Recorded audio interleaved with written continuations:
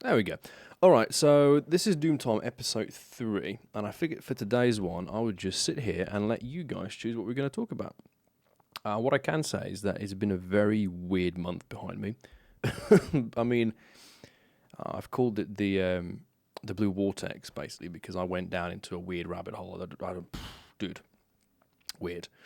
A lot of ups and downs, a lot of emotions, feelings, insecurities, fear, all those things.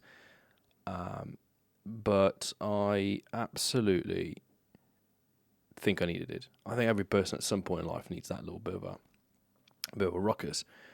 It reminded me a lot of 2020, the beginning of it. Quite a similar experience, but either way, that is the way we've gone.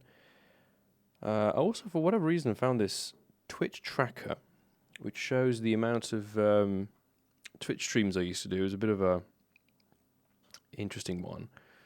How many hours I've actually streamed of the game? Because War Thunder this year was, I think, in September. They celebrated 10 years. Nice. Which was... All right, we're going to have to mute that for now. So those alerts are muted. Thank you, though, for the follows and all that good stuff. But yeah, we streamed a total of 1,232 hours of War Thunder, which is, it's quite a nice number. So 10% of all the time I spent playing it was spent streaming it, which is quite an intriguing one. So yeah, hello to everybody in the chat. Hello to everybody watching this on YouTube later. Russian Cow, Hans Gruber, Franj Dressen, SVK Paradox, Smeagol, and Kratorin, how everybody's doing. Yeah, very, very interesting month. I've done a couple of quite weird job interviews, in fact. Some good ones, some bad ones, some mediocre ones. Got this one fantastic offer that I'll probably decide by the end of next week whether or not I'm taking it. The initial job that I was discussing in Doomtime episode 1, I didn't get, and I'm actually kind of happy for it because it was a horrendous job to think about getting. But in general, it's about choosing a particular career path, right? At a stage in my life, I have to direct myself somewhere and just put the head down and grind. And I found that to be quite a difficult thing to do, unlike what I expected. So, yeah, I'm basically taking two of my closer friends that I've done a lot of cooking with to a pizzeria, and we're going to try it and then see if we like it enough to work together and try to create something similar. But yeah, actually, Gruber, to answer your half question, I guess. Am I doing well? I'm doing good. I think in September I was doing 112% efficiency, which is a bit of a mistake, and I got really burnt out. And in October I went down to I think there were 4 days I didn't eat food. 4 days of not eating food is bad, and it wasn't physical sickness; it was mental sickness, which it was a dark place, but you crawl out of it. Really, all it takes is just day in, day out. The book reading is also good. I've done a lot of that. I haven't been active on the bike, which is a bit of an unfortunate one because I crashed the bike.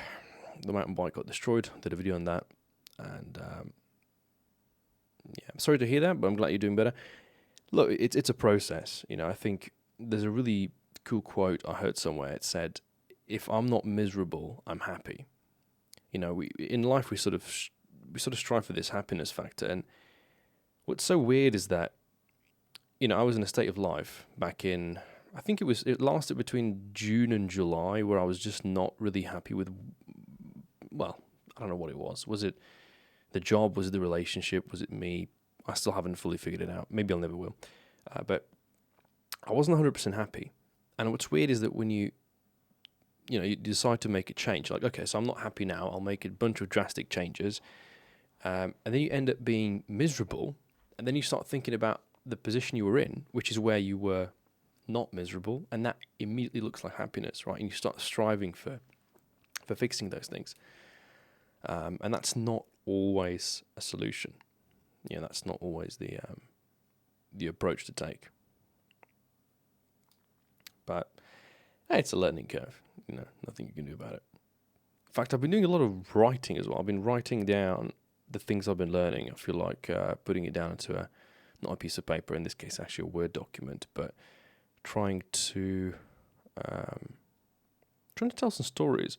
I notice a lot of people, when I go on Instagram, I don't know when I started doing this. I think it was, actually I do know when this started. In 2018, or was it? Yeah, it was 2018. I met this girl. This was my first girlfriend, first relationship I had. And she used to post, she would make an Instagram post, I think, every single day. And it was just a picture. It was like something random that she took a photo of. She liked taking pictures. And then she would write, right? She was an English student. So for her, it was, I guess, made sense. She would write a huge post underneath the Instagram. And I don't know if it was during the time that we dated. I'd have to go look at my Instagram post, but I think it was at that time. I think it's when we started dating, actually, that I started sort of maybe copying what she was doing, because I thought maybe she would get turned on by that. But yeah, I started doing a lot more writing, and I realized I'm quite good at it, that I can find some interesting words and put them out there. And I made a post, I think, 2 days ago. I had a few people reach out to me, like how well it's written, and how, like, if I'm ever going to write something, that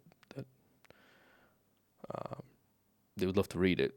Made me think about maybe writing a book sometime in the future. But that's why I've got that document. I'm writing it, just little bits of stories. Maybe life lessons. If nothing else, it's a way for me to go back and not repeat my own mistakes, which is a useful approach. All right, chat, come on, man. We've been here for 6 minutes and nobody's asked a single question. So if you're not going to have any questions, I'm going to have to go and ramble on about something. Yeah, it's funny. This video was supposed to be Warhammer's 10-year anniversary. I was going to just sit in the lobby and have a chat, but I figured I don't really want to talk about that game. Like, I want to give them kudos, because 10 years is a long time. I spent 7 of those years with it, but yeah. Any new hot takes on women and minorities? What is it about minorities? You have to specify the question a little bit, but new hot takes on women. I mean, with women, I'm in a bit of a melancholy zone at the moment. Obviously, I got out of a relationship in August. I had some fun in September. There's this thin line, between having fun and wanting to feel loved, I guess. So you gotta figure out the mixture between the two. You gotta figure out what works. At the moment, I'd like to work on my career. I'd like to work on me. I'd like to work on everything. Working out, reading, earning money, and then focus on women. Because the mistake that you can sometimes make is you chase, and your life just goes to shit. So that's not worth it. Which alcohol you like the most? I like beer. I like lager. I like simple beer. I think the least favorite would be wine. I don't drink it often, but I'm a sucker for a good, daiquiri or a gin tonic or a Aperol spritz. So I genuinely like alcohol that's sort of tasty to drink. It's not, it's not just... Well, I can do shots, though. It's not a huge deal. If you really want to get drunk, shots are the easiest way to do it. We used to do it in the kitchen all the time because it was the easiest thing. You're working long hours. It's hot in there, so you don't got time to sip on a cocktail. So you just just throw a shot down there, and that's really much it. Can you follow me on Instagram? That's a question. The answer is no. I can't follow you on Instagram. I mean, I can follow you, but I'm not going to. Usually I follow people when they have something they post, right? Now, if you post something interesting and you send it to me, and I'll be like, oh, wait, this guy posts some interesting stuff. In fact, this reminds me of the old problem. This was the problem that started on YouTube back in, God, I want to say this was like 2015, 2016. Maybe it started even before, but this was the era of collaborating. This was the era of, hey, go follow this guy's YouTube channel because, he's played 30 seconds with me, right? And what it was doing, it was influencing the amount of people's followers or the amount of people's subscribers on YouTube. But it didn't impact the viewers. And I was always against it because I thought personally, at least, if you look at every YouTube channel ever, any channel, anywhere, you realize that over time, the viewership goes up. It goes up because the content is exposed to more and more people. You can use anybody, PewDiePie, any of these big channels with millions and millions of followers. But their viewers, they don't necessarily go up at the same rate. And even if they do, at some point they stop. And so you have a channel that has a couple of million subscribers, but the average amount of views they get can be less than 100,000. So in my essence, what I thought about was why would I boost? And maybe this was a mistake. Maybe I should have done it. Maybe it would have been more successful. Who knows? But I thought it wasn't genuine. I didn't think it was fair for you to boost your followers or subscribers, because what I thought was important, and I still think it is important, is the engagement rate. It's how many people actually go, how many people actually look at it, and how many people actually read it. I've got close to 2,000 followers on Instagram, but only about, on the last case, the last post, only 400 of them actually liked the post. And then you ask yourself, how many of those 400 actually read what I wrote? That's the pain. It's sort of, it is deductive value. So I think there is a disadvantage there for sure. I used to watch Max TV back in the day, and I remember you two flying together, but then some drama happened. Had enough time passed for me to hear the story on that. The Max drama actually, is it really drama? I recall it as it was yesterday, but me and Mags, we went back to the times of TeamSpeak. So before Discord, most of us were in TeamSpeak, and I think we were in, it was Squire Flyer. I think he was the one that was the owner of the channel. I'm not 100% sure. But I used to play with Mags a lot. And this was until the moment he made the video on the Sea Venom. And I have to emphasize this, I loved Mags because he was one of the few Aussies on the scene. And Australian accent for me is really nice to listen to. And I've got a bit of a peculiarity for I can't listen to people make content if their accent's not good, or if their voice is not appealing to me. That's why certain people I just could never watch, because they just didn't have the voice that I could listen to. Anyway, Mags was one of those that I could listen to for hours, and he always had interesting takes on content. But then he made the Sea Venom video, and the Sea Venom video started triggering me because what was happening is that I think he played 2 matches in it, right? He played 2 matches and then made a video on it and said it wasn't that bad,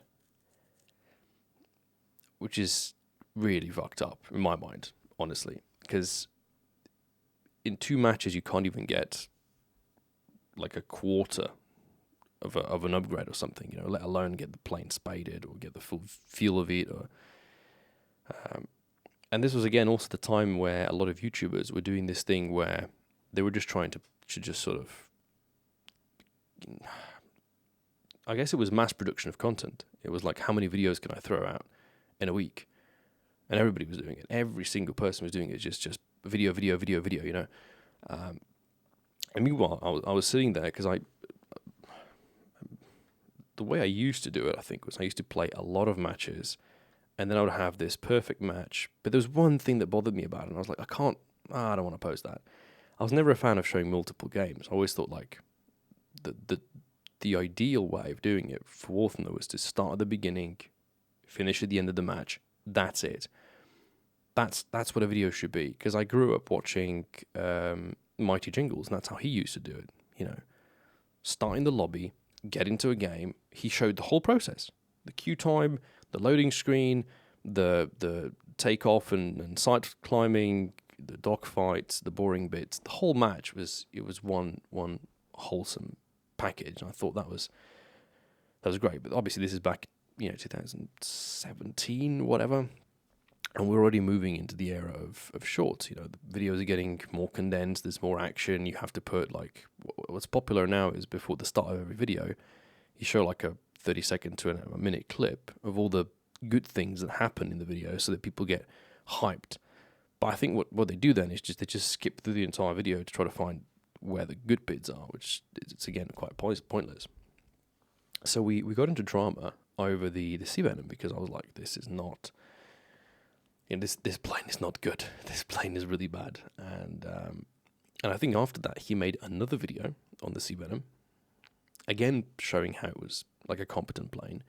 And again, I check his stats and realize he played another 2 games. So he played 4 matches in total in a plane that takes, I don't know, 80 matches to spade, and he made 2 videos on it, which I thought was ludicrous. Now, what happened in between I don't quite remember, but this must have been the time of Reddit drama and me being a bit of a prick. And then this one time, Mags was streaming. This is where the infamous clip was made. He was streaming and he was playing with a couple of guys, and he was going to go into the Typhoon match, but he was sitting in the lobby. I won't forget this because I was there, because I was typing in chat. But he was, if I recall correctly, it was the IS2 mod 1944, and he was complaining about something. It had to do with Russian bias. And it had to do with supposedly something about the shell. I think it was the shell. The mod 1944 was the IS-2 that received like an additional shell that had like some more penetration or whatever. And whatever it was, it had something to do with like Russian bias and the battle rating being wrong.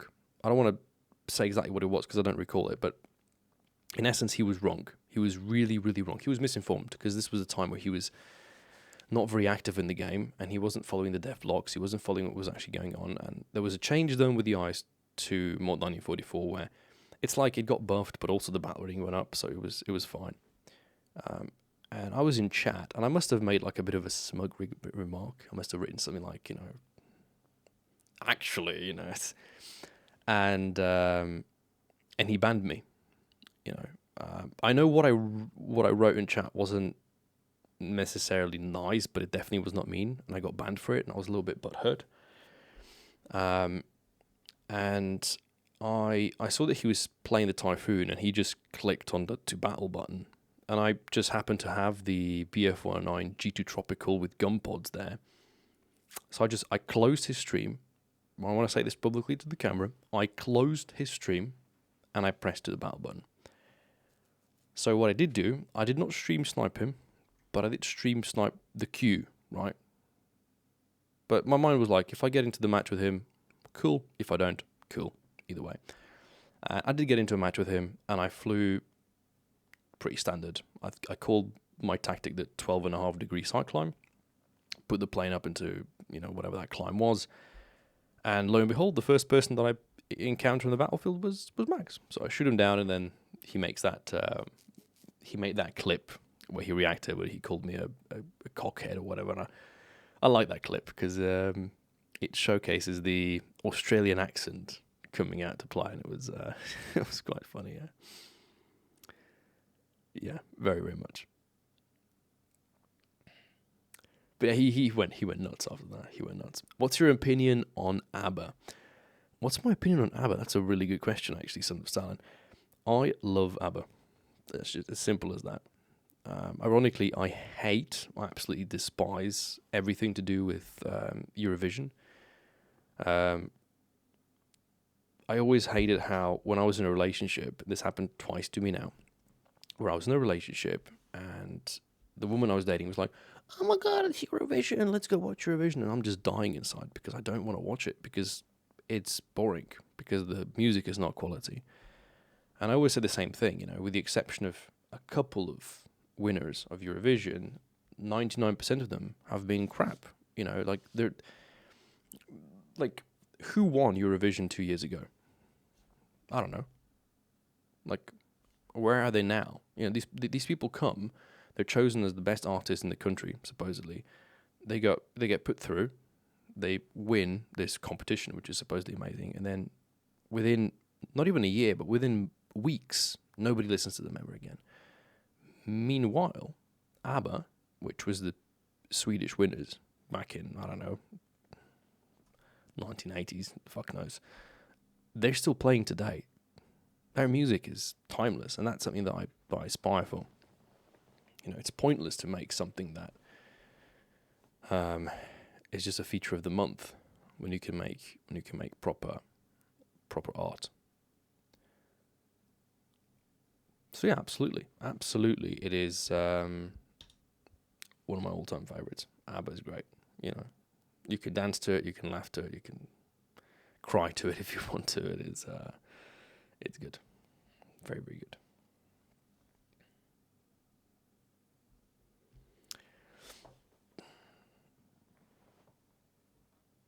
I got a few more people now in the chat.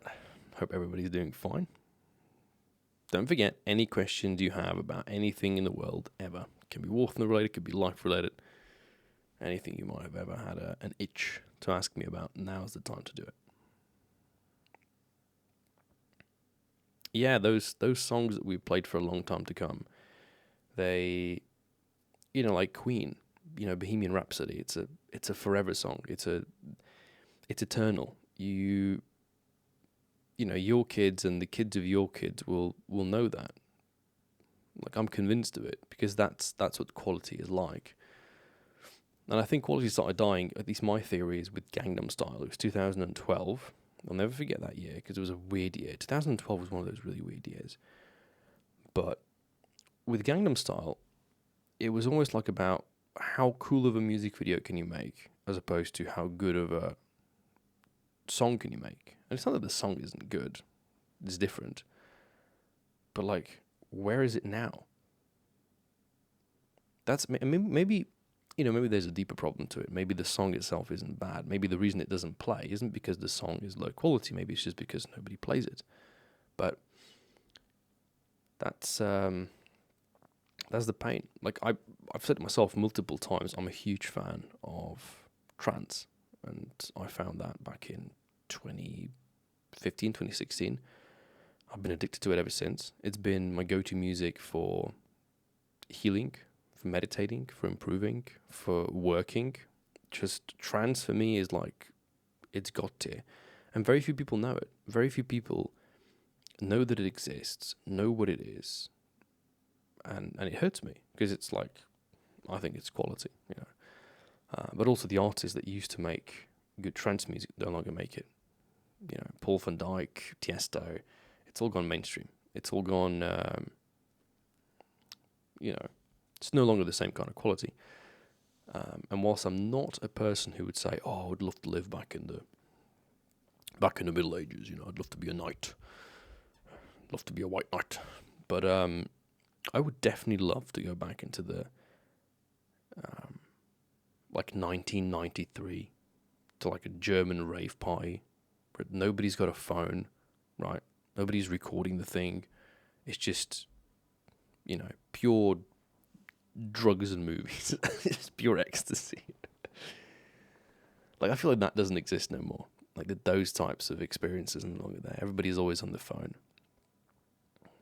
The phone is one of those things I've got such a huge bloody problem with. Right, life-related question from Vinon Sla. Does the place you live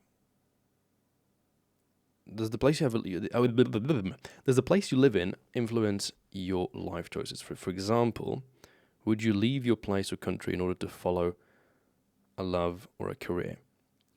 Vinon, this is a fantastic question. I'll tell you why. Because I've been in that exact question. Actually, has been my problem for the past year. And that was because I was in a relationship with a woman who was a very career-oriented woman who has a very specific set of goals. And I was partially impressed by that, but I was also partially frightened by that. See, I'm a person very used to comfort. I'm used to the confines of my own home, of my country, of my town even. I like the accessibility that it offers for cycling. I like the language, the people more or less. And moving can be a little bit frightening, moving to a different country. It's one thing to go travel somewhere, it's another thing to move there. Now, anyways, I've been in a career roundabout, which is where imagine sitting in a car and you're in a roundabout and you're just going round and round and round, and you have to make a choice. And there's just bazillion different choices. So does the place you live influence your life choices? 100%. Because you could live in a place that doesn't offer, good wage. You could live in a place that just doesn't offer opportunities. You could live with a place that during COVID had severe lockdowns, and in a place where no one really gave a shit, right? But to answer the question, I was in this relationship, and her plan, at least, her viewed plan, was that she was going to follow her career to the T, which would mean within the next 2 years, she would be moving, and I think she probably will, either to Switzerland or Germany. Now, here's the thing. I speak German. In fact, I have thought about myself going to Germany or Switzerland because the pay is better, right? Because you go there, you'll make more money. It's just as simple as that. The problem is that in that case, am I following my career or am I following the supposed love of my life? And should one outweigh the other? Because what I was frightened about, I was frightened being in the second seat. I was frightened being the passenger, right? You look at a traditional relationship, it's usually the man who says, hey, I've got a promotion in my job. I'm going to be moving to a different country. Pack up your bags, let's go. I'm not exactly sure how many relationships have functioned where that roles were inverted, where the woman was like, oh, hey, I've got this promotion in a different country. How about you pack your bags and you go with me? That's what I was scared of. I was scared of the idea that I was going to have to adapt, not necessarily outside of the comfort zone. It's not bad to get out of the comfort zone. It's bad when you lose options. In my case, this would mean having to go to a foreign country, likely work in a hotel or some restaurant with, people you don't know. You got to start from scratch. And I wasn't looking forward to it. In a different career, yes. In a career path where I can be mobile, where I can work from my computer, where I have some freedom. But when you're trapped to a particular spot and you have to stay there and you have to run a family and you have to maintain everything, hell no. Actually, maybe we got a little bit sidetracked there, but yes, does the place have an influence on your life choices? 100% it does. 100%.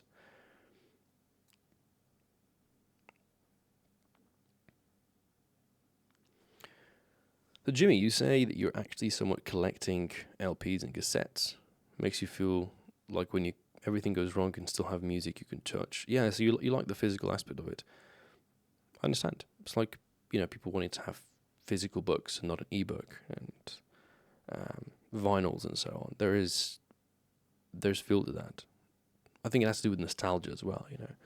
It's almost like saying, it's like a online long distance OnlyFans relationship. It's never going to work. You need to have the personal touch. You need to have the feeling that this individual is there for you, with you. 100%. 100%.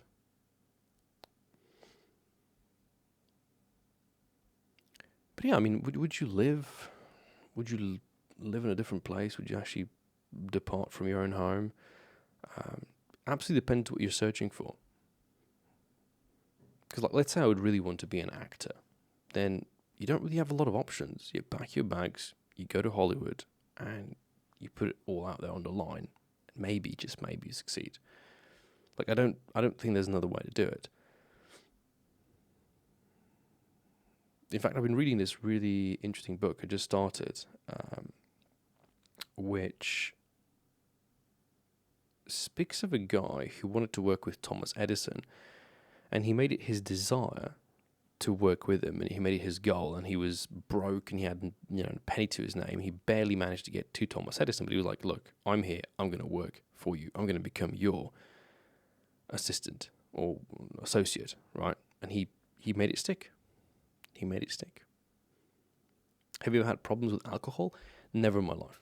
I'm a very, very bad drinker. I've never blacked out drunk. I've never vomited from alcohol. I've never had, never. I've always had a bit of an aversion to alcohol or alcoholism. Never been a fan of the idea of just drinking myself. In fact, if I can be completely honest, I've had a couple of pretty dark days in the past month, and not once that I feel like alcohol or drugs or anything like that. But I guess there's a level of discipline you require. I've had problems with other things. I've had problems with video games. That was my first serious addiction. I think also partially the bike. Maybe replacing one addiction with another is not the healthiest thing to do. Because the bike was still taking a big portion of my life, and I was looking at it like. In fact, because I did some reflecting, and I feel that what I was doing, which was really weird, is that I was living this life where I was working in the kitchen only to get money so I can buy an upgrade for the bike, and working only so that I was looking forward to the day ending so I can go on the bike, which isn't the healthiest thing to do, yeah. Because it plays an impact to other portions of your life. Relationships with your family, with your friends, your loved ones, and that leaves a bit of a bitter spot.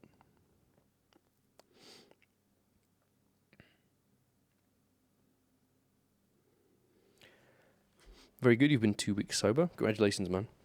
You just keep at it. Just keep at it.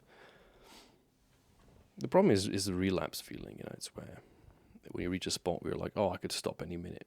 It's like you could, but it's also going to have impacts on you. If you've been drinking for years and then you just suddenly stop cold turkey, maybe not the way to do it. You should start like gradually declining it. Cold turkey never works. That's why you have relapses, you have pain that comes after it. It's similar to a breakup, actually, because you're used to a level of dopamine and serotonin and whatnot, and then you just cut it.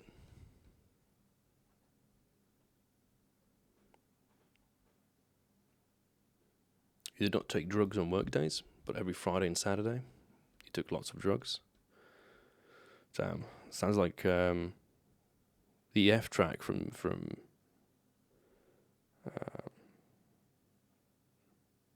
Showtech, where he's like, going out every, we're working for the weekend basically. You spend the entire work.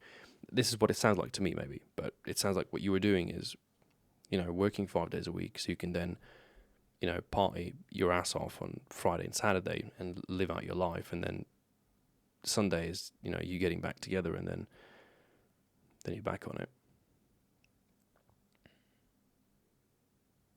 What did you do in those hard days in the last month to get yourself out of that? First of all, I slept a lot. I tried to get the emotions out, tried to talk to people, but it's difficult. You don't realize it, but you close yourself off. You don't feel like talking to your friends. You don't feel like talking to your family. You don't feel like. It's a weird position to be in. You almost feel. You feel weak. You feel worthless. You feel like a loser. You feel like there's no desire for you to live. For sure, there's a lack of energy. There's a lack of drive. The desires you do have are focused on all the wrong things.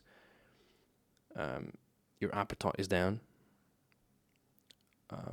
What helped me was to try to keep myself busy as much as I could. I tried reading books. I tried exercising. I tried. I kept myself busy with like going on interviews, job reviews, and so on. Just trying to keep moving. Trying to keep doing something. And I'm still not out of it. I can feel that it's like surfing,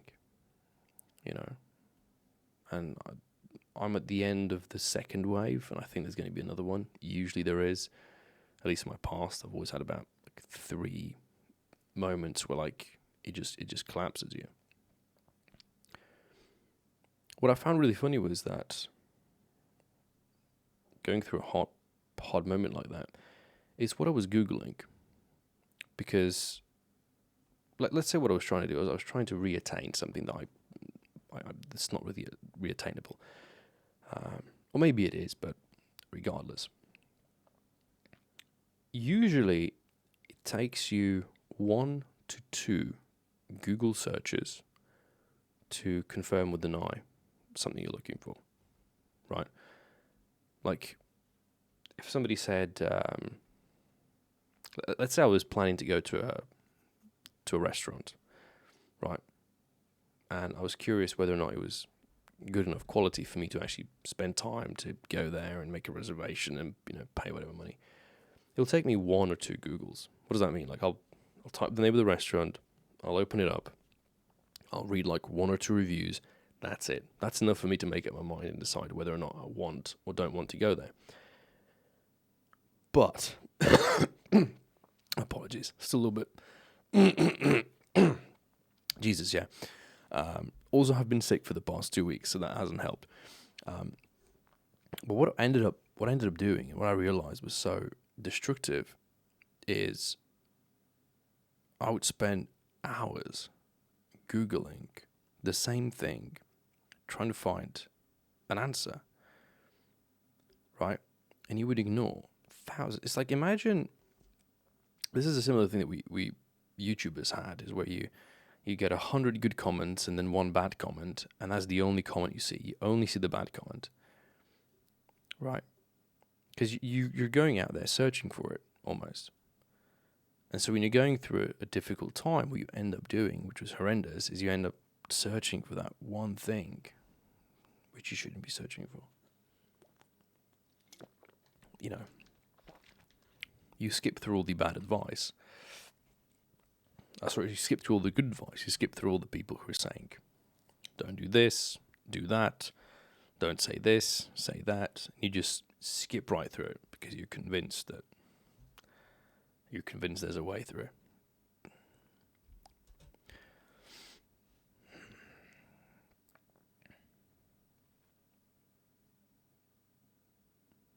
Hey, JJ has an awesome hat. Welcome, man.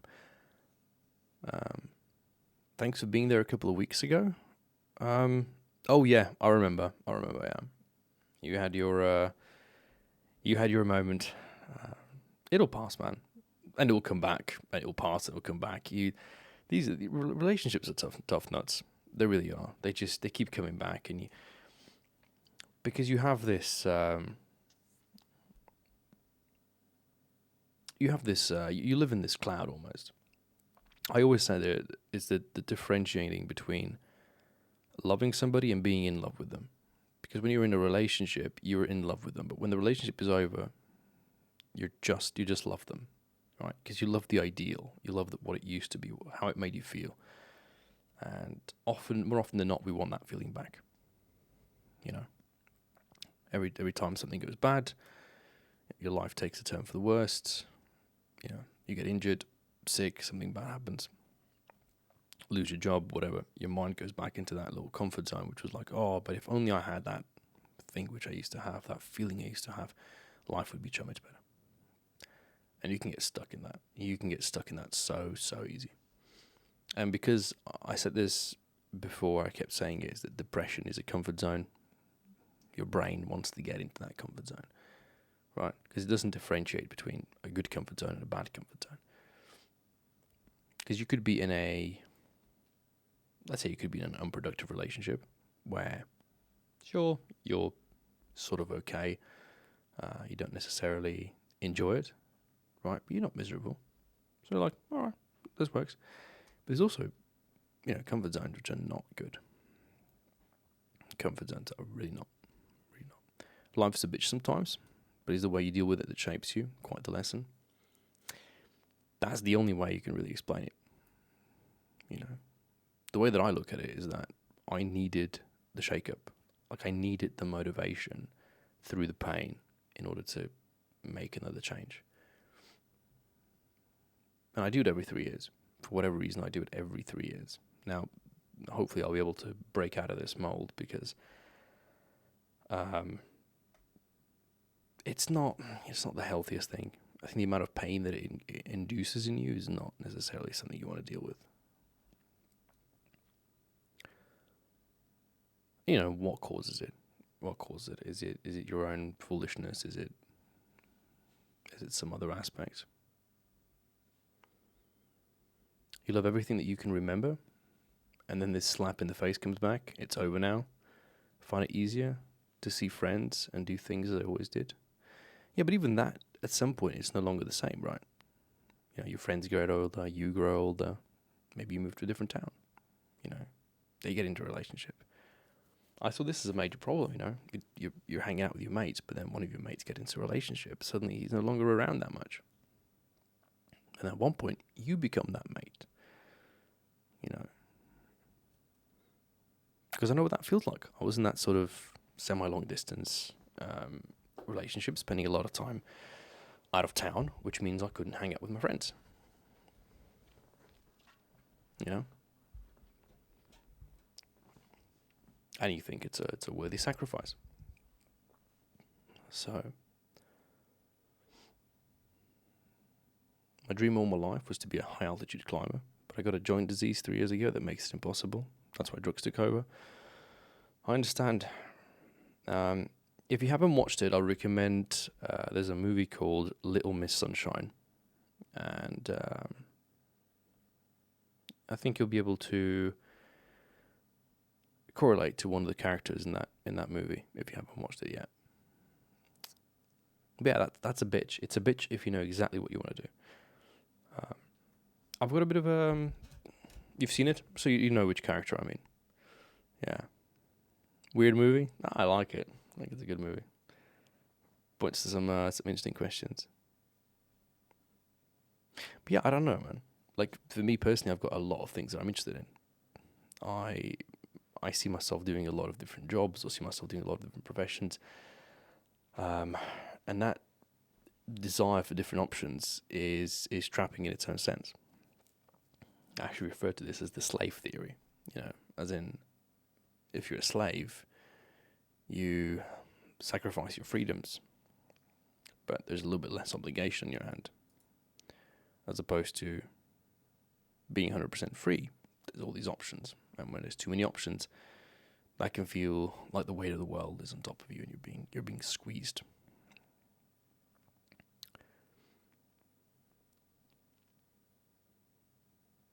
The pilot guy, yeah. For those of you who haven't watched the movie, there's a character played by, I think, Paul Dano, who decided he's not going to speak. He doesn't speak for the whole movie. Basically, he'll write something on a piece of paper and then show it.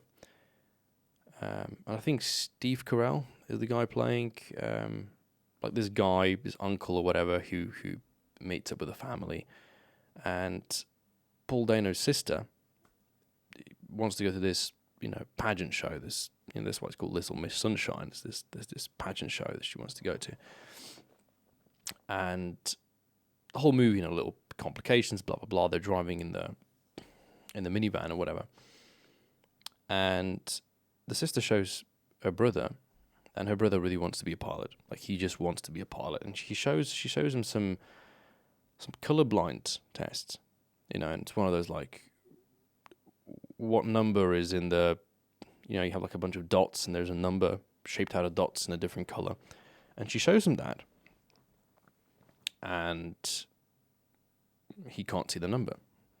He's like, there's no number there. And then, you know, Steve Carell's character turns around, he's like, you're colorblind. If you're colorblind, you can't be a pilot. And you can see Paul Dano's character just twist, and he just starts screaming. He just starts shaking, like he has a anxiety attack, effectively. And it's a dramatic thing to see, you know, for sure.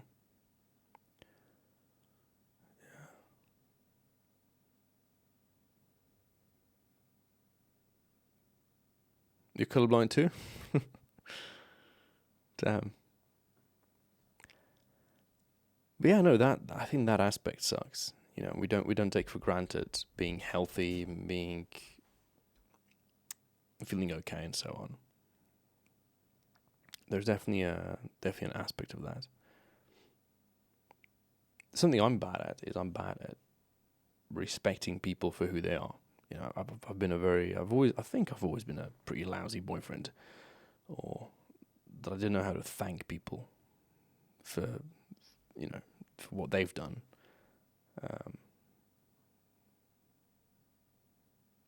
Hey Omni, I'm doing good, man. I'm doing good. Remember, guys, if you have any questions about anything whatsoever, drop it in the chat. I'll get to it. But yeah, those are the hardships, man. That's what you learn from. It's what you, well, because I'm not a spiritual person per se, or a religious person, but there were a couple of moments in the last month that just the brain was, was like searching for something. It was searching for some kind of evidence, some kind of rulage, something out there that would explain,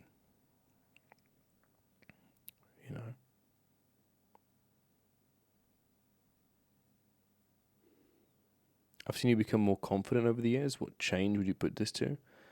Well, confidence is just a result of time. It's a result of, anything you do over and over again. Like first and foremost, what you probably see as confidence is my ability to speak. Okay, most people, they commend me on my ability to speak English, right? Or to speak in public, or to give a presentation.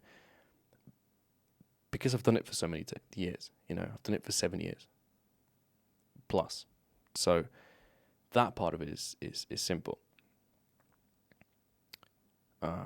You also get confidence from just knowledge and experience. Like I now have a lot of knowledge in like different bike components, all the little technicalities there. I also got a little bit more comfortable with food and cooking and like working in an industrial kitchen. But funny enough, whenever I get to because I was doing a couple of job interviews and I went to tryouts a couple of times, I realized just how uncomfortable I was, because I've only worked in the kitchen for 3 years, and in 3 years you can only collect so much information, and it makes you feel small. Yeah, it makes you feel small. It makes you feel insignificant when you get somewhere and you're no longer, top 1%. You're starting from scratch. You're starting from the ground up, and that's a difficult thing to do. There's also this confidence with, I don't know, dating. There's confidence with everything you do in everyday life, and it's trial and error. That's really what it is. Do you work or study now? I have currently finished my thesis. I've just sent it in, so I will be graduating. I'll be officially graduating probably in January or February, but I'm giving my final presentation probably on the 30th of November.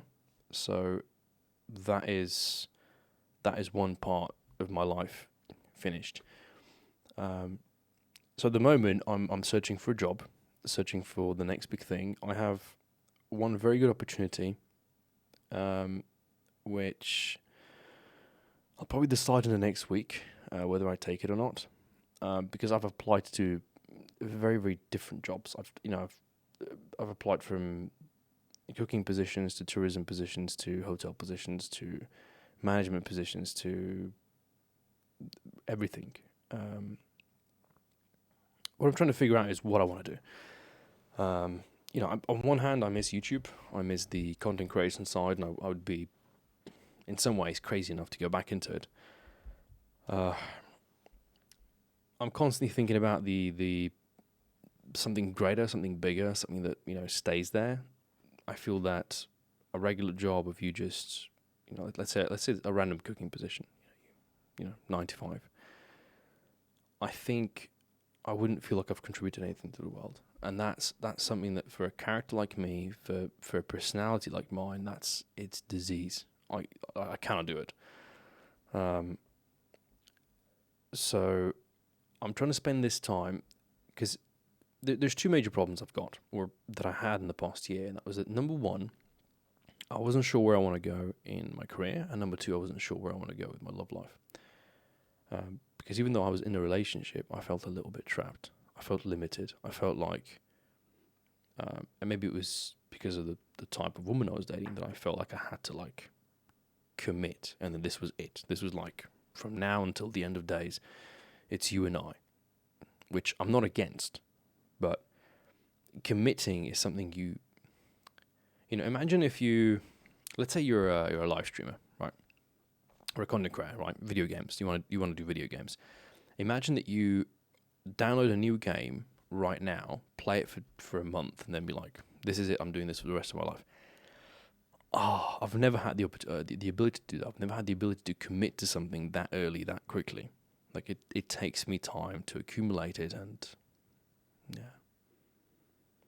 You believe that you've contributed something to us back in 2016, 17? No, I feel like I've contributed a lot when it came to War Thunder. I feel like, I hope that many people will remember me as, the Doom or whatever. But I think that the name, this story, this thing, there can be more to it. There is some future reiteration that could be done. I feel like there's more to it, but I'll tell you a little story because this is what meant a lot to me. But I was in Estonia last year in November, and there was this speech that was given by an older gentleman from the Netherlands, I believe. He had this it was like a TED talk, right? It was interesting, but I'd spend the last evening screwing around with a drinking with my roommates, and there was a French chick from Tinder. So I was a little bit hungover that day, and I was very tired. And I'll never forget because I was sitting in the front row of this conference room, and I was listening to him for about 15 minutes before I fell asleep. I passed out. I was tired. And the moment I wake up, he is just at the moment where he's asking people for questions. And I'm the first person to raise my hand. And he's visibly surprised. He's like, why is this guy who's been sleeping through my entire talk now the first person to ask me a question? And maybe he was expecting something, weird, or maybe he was like confused as to what I was going to be able to ask. But what I asked was very simple. I just said, how did you come to do what you do, right? How did you become or decide to become a public speaker? And the reason I asked that is because I saw myself doing that. I saw myself a couple of years down the line in front of a conference room, talking to people about something, telling a story, or presenting a book, or presenting some type of content, or some achievement, or some blog, or some product. Like I feel that I wouldn't just be good at it, that I would excel at it, but also I would enjoy it. Because I feed from it. I feed from people. I always had this feeling when I was streaming. It was the more active chat was, the more active I was, the more questions were being posted, the more I was getting into it. There was this back and forth that fuels. This is an extension to that question I got before, where the guy asked me how I got through the hard time that I was going through. You see, I went through a couple of job interviews, especially early in the morning. I had a very hard time sleeping, by the way. For a couple of weeks, I was waking up at 5 in the morning, and I just could not fall back asleep. Just had thoughts of things. And I would wake up depressed. I would wake up low with energy. I would wake up just barely crawling out of bed. And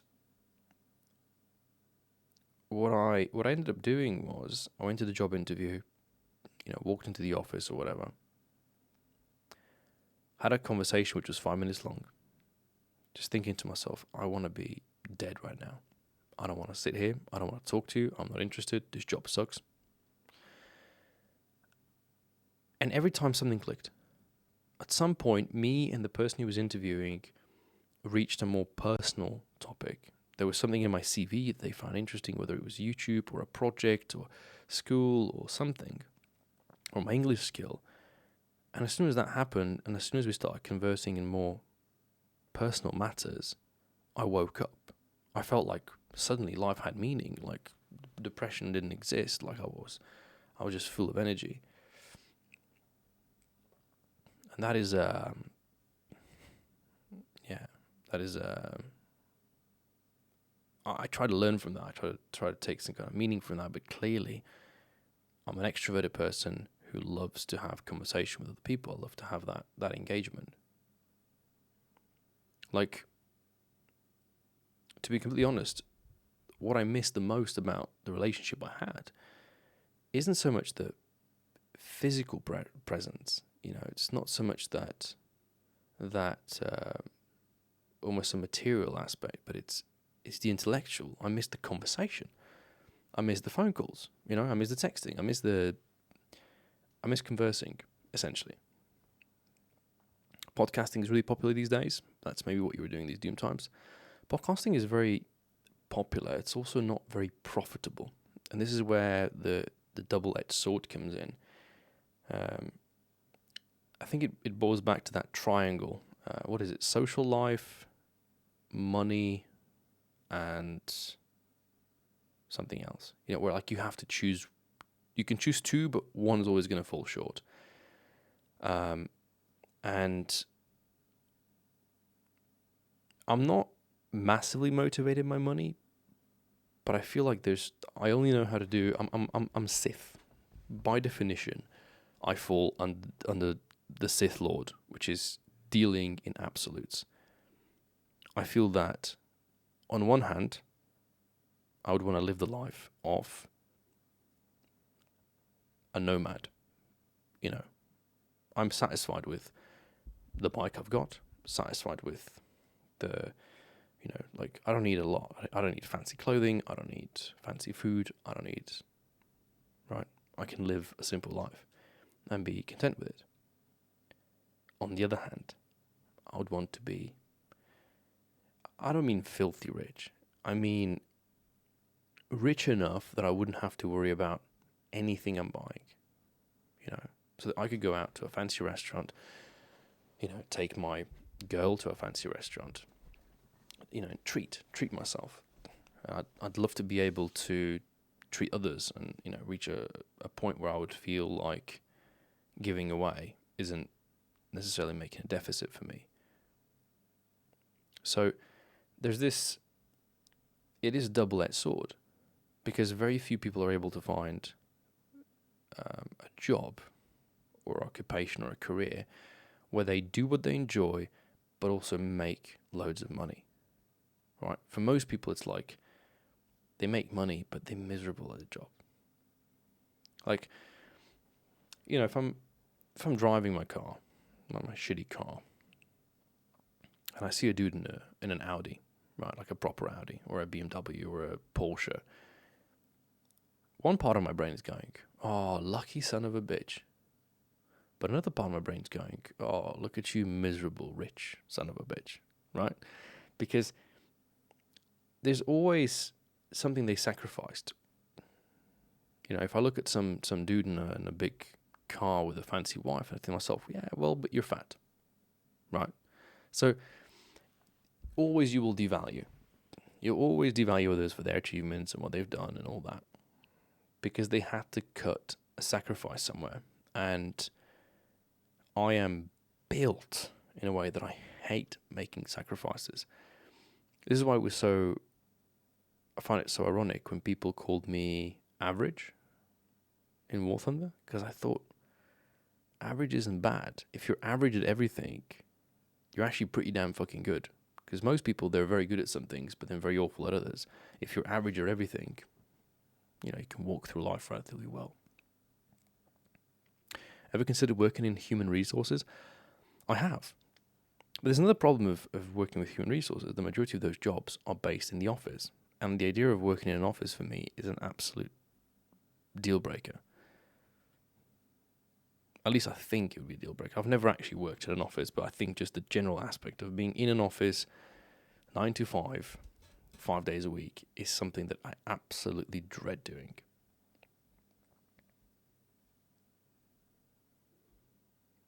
I like to a certain extent, I almost like inconsistency. I like the idea of being out there on the move. Because I was a YouTuber, my brain works in terms of projects. So like, you have a video idea, you sit down, you record it, you do the audio, you do the editing, you release the video. That's it. Project done. Take a break. New one. Right? So this is one of the aspects of a job that I really enjoy. The idea that I start a project, finish it, and move on. Like, I'll give you a weird example maybe, but let's say I know somebody who has a lot of money and he wants to open up a couple of different restaurants. So what I would do is I would sit down with him and I would give him some ideas, and I would say, okay, look, we need this kind of team. We want to sell this kind of food. This is how much it's going to cost. Right. Build the whole thing up from the logo, the name, the menu, the costs, the people, the workforce. Start the whole thing. Do it for a couple of months to see the business runs. Boom. On to the next one. That's something I feel like I would love to do. There's a reason why the top 1% is the 1%. For the average pleb, we have to do what we don't like, get a job, to get money so that we can do what we like. Well, the easiest way to explain it is that you have 3 stages of money. You have the stage where you're working for somebody, you have the stage where you have people working for you, and you have the stage where money works for you. And most people don't make it past the first one. Right? I've been given a really good opportunity. Here, I can talk about it. It's not a secret, but I've been given a really interesting opportunity. A guy that opened one of the first steakhouses in our country, in our capital, in 2004. He's been running it for many, many years. He is trying to open up a pizzeria within the same steakhouse. And he will do so by using the same recipe, the same method, the same style of pizza that one of the famous pizza spots in Croatia does.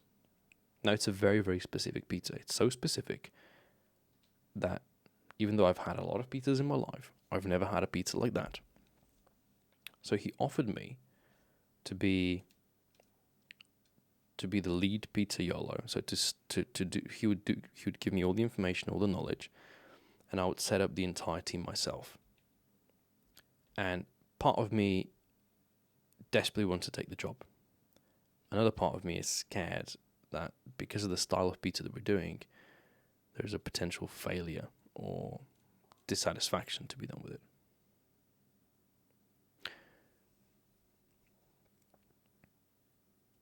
If you like turning wrenches, flipping cars could be a nice way to make money. That fits a whole project after another thing you're talking about. Well, I'm not a fan of cars, but I have had a desire for bicycles. Back in June, I think it was June, when I was in this weird state of not being particularly happy, I actually went on Squarespace and made half of a functioning website, where the idea was that people would come and they would say, hey, look, I want to have a road bike or a mountain bike with specific components. And I'd give them a couple of options, and then they would pay up front. I would get the bike built and shipped off to them, like custom build bike website. But the more I thought about it, the more I realized that the margins were going to be very, very small. The deliveries are painful. It's very easy also to find excuses. Very easy to find things you're not 100% committed to, right?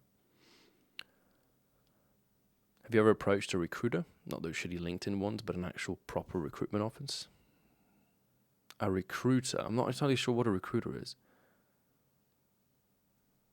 You mean like a recruiter would be somebody, because in my mind, a recruiter is somebody who would like give you a job. But I think you might be talking about the guy who would tell you which job to get. Is that what you're asking?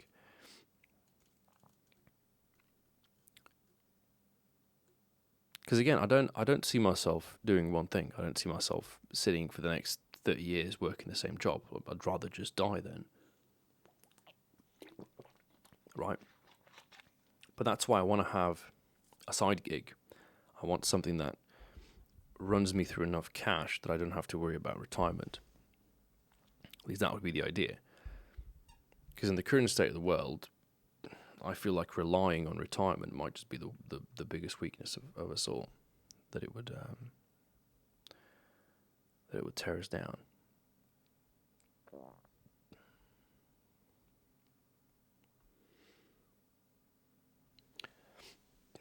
Because I mean, yeah, HR department is an interesting approach. You know, human resources are relatively sought after, but I think there are also certain jobs. I had this interesting thought as well. As a man who does a lot of gaming and there's a lot of sports, these are all how do I say? These are all places dominated by the male demographic. So I was actually doing some interesting Googling. I was trying to figure out where women spend most money. Because if you think about it, let's say makeup, right? Men probably equate to 0.01% of all the cash that's brought in by makeup sales. You know, there's so many other things that women tend to spend more cash on. I think on average they spend more money in the store. They, I think there was a thing where they spend more money on cards as well. Some weird numbers. But for me is, you know, I have two mistakes. Number one is that I'm searching for the perfect idea, which doesn't exist. I think an idea is like 10%. 90% of it is the execution. But a good market evaluation before you start something makes good sense. Just like the guy I was talking about, he opened a steakhouse when there was nobody else doing steaks. Makes sense. Absolutely makes sense. You know, you do if you can if you can find something that doesn't exist on the market yet and you do it well, that's your ticket out of it. Like, to give you an example, me as a YouTuber, as a content creator, my biggest frustration or my biggest pain has been that most of what you can imagine has already been made. Most of what's been designed exists. Now, if I could find a topic or a niche that has not yet been explored, or doesn't have a strong viewership in yet, then yeah, I'd be 100%, ready to commit to it. But let's say this is a podcast, right? Podcasts are profitable, but you have to put a lot of time into it. It's very unlikely you get good partnerships with a sponsored, video or somebody doing advertisements. And that can be deteriorating. So a recruiter is a guy who takes you to the interview to figure out what you like. Then he trails to match that with a possible employer. If he does that, he calls you and sets you up, prepares you for a talk.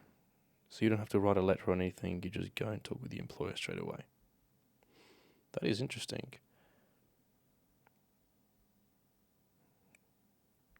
Well, sounds like most of the interviews I've had. I had this interview for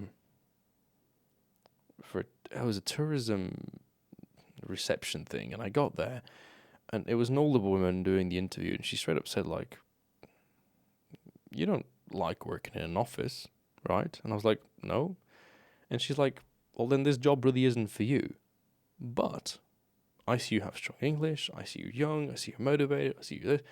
So she offered me like 3 different positions, So she's going to send me some numbers and some contacts, and I found that quite interesting. How you go into a job interview that ends up being a failure, and then you actually get info at the other side. Another confusing aspect is later this month we have a primary school union. Right, haven't seen these people in 10 years. And it's going to be interesting because, you get to talk to people that you haven't seen, and everybody's going to ask the same questions. What do you do now? And you can expect a million different answers, right? This guy's a teacher, this guy is a stay-at-home mum, this guy is, that and this and mechanic and IT and consultant. Because there's always been this pressure that there has to be a title next to it. So back when I was in high school and I was doing content, like, what does that make you? A YouTuber? I guess content creator is the most. YouTuber sounds a bit pretentious, right? But a content creator sounds like, okay, so he creates content. Could be anything, right? It's a bit open-ended. There's a stigma to it. It's not a real job, they would say, friends, family, like, it's not a real job. You gotta get yourself a real job, get yourself a real career. And I feel like that mentality has been a problem for a lot of people who maybe want to go into entrepreneurship, because you're out there sort of trying to prove the world wrong. And you will be in the wrong until you succeed. And if you don't succeed, they'll say, I told you so. Right? And if on the unlikely chance you do actually succeed and you make it big, and your idea or your program or your product, right, makes it big, then they'll be like, oof, you got lucky. Congratulations. I always knew you were going to make it. So it's weird.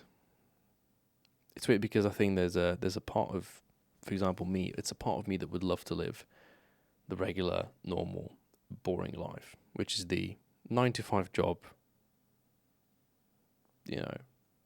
kids, family, mortgage, live and die, right? There's also a part of me that would love to explore the unexplored, that which most people can't follow. I've gotten addicted to networking. I saw that immediately when I was going to these interviews. I realized there's such a sense of power that you get to know people, because it just feels good. Because you walk up into a different town or to a different company, you can just be like, "Hey, how you doing?" And they'll take you because they know who you are and they know what you're worth and what you can do. And so maybe a job where you work for multiple people isn't such a bad one. Why would you have to be tied up to one employer? Why would you have to be tied up to one story? You could do multiple ones.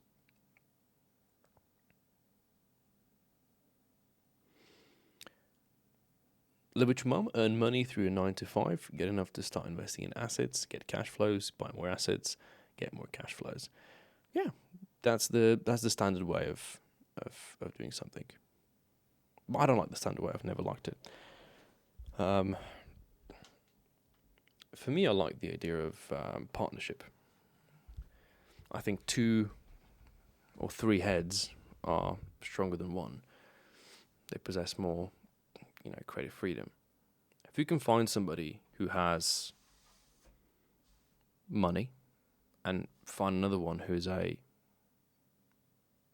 good executioner of certain, detailed work, like a contractor, and then find the third guy who's a dreamer, who's a visual aspect person, somebody who could come up with a good idea, and those 3 people can merge and make something happen, I think there's no way of stopping them.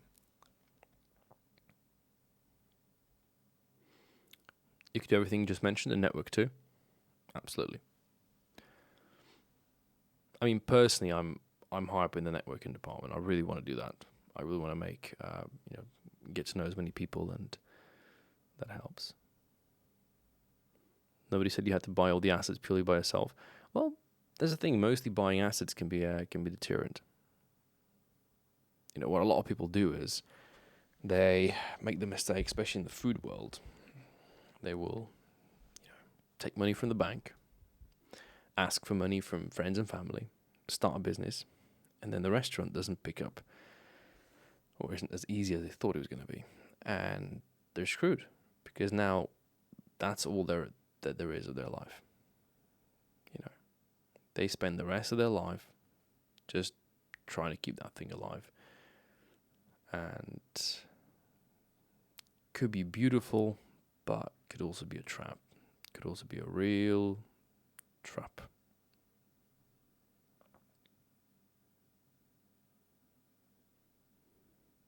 That's why, at least me personally, I'm against opening something food related. Unless it would be like a fraction. Like if you were a rich person, if you had, a couple of mils in your bank, then yeah, then opening a restaurant is like, nothing.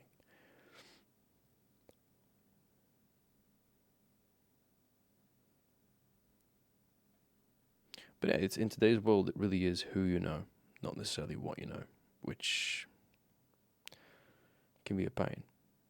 Because I also know a lot of people who have had, let's say they have a dream, and they went and studied, got their degree, did all the work they could, get the references, and they didn't have the connection, so they couldn't get the job. And that would suck.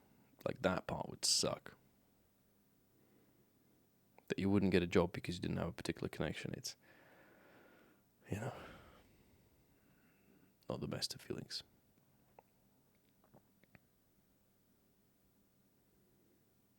You don't know about the restaurant business in Slovenia, but the competition of the restaurant business in China or the US is very competitive and saturated.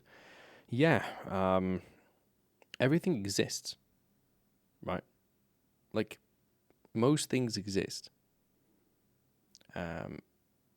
Slovenia, for example, is very based around traditional food. There's two big markets. Either you go for tourists, which means new people every day, or you go for regulars, right? So like village restaurants. Most of the time, when there's a funeral, people will come and have a meal after the funeral. They want simple food. They want the same stuff over and over again, and there's money in that. There is 100% money in that. But it kills the creative spirit.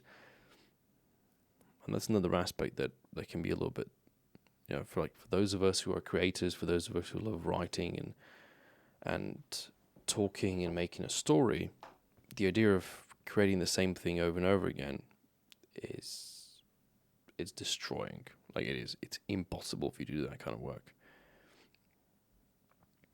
That's why I enjoyed my old work, because it was, the menu would change every 3 months.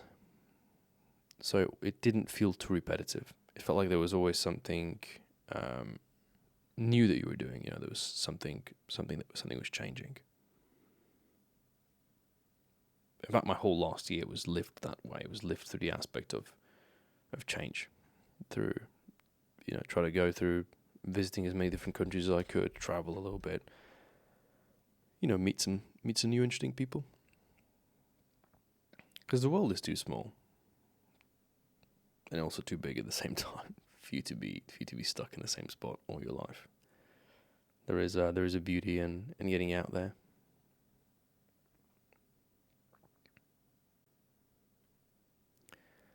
But yeah, like for example, pizzerias here have become saturated. Everybody's trying to do Neapolitan style pizza because it's popular, and it will probably hold its popularity for the next 5 years, and then there'll be something else. And then you have an option. Do you switch, or do you stick to it? Because whatever pizzeria is the best Neapolitan pizzeria today will still be the best Neapolitan pizzeria in 10 years.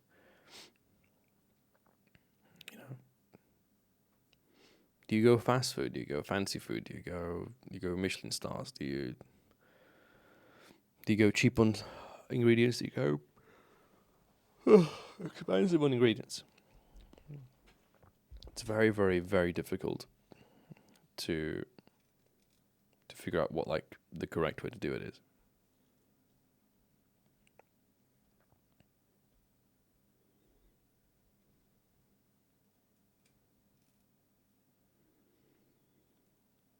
But that is an aspect of it for sure. Life was much simpler back then. Wake up during the summer, open up War Thunder, stream Snipe the Orange Doom, Now you got to worry about internships, job hunting, money, taxes, girlfriend, etc. You would give up a lot of these to be able to live like that again. Yeah, but that's the changes. You know, I would give everything to go back 3 months ago and make different choices.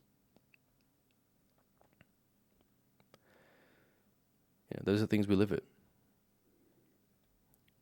Again, there's a beautiful quote from Mr. Nobody. He says, let me actually read it for you.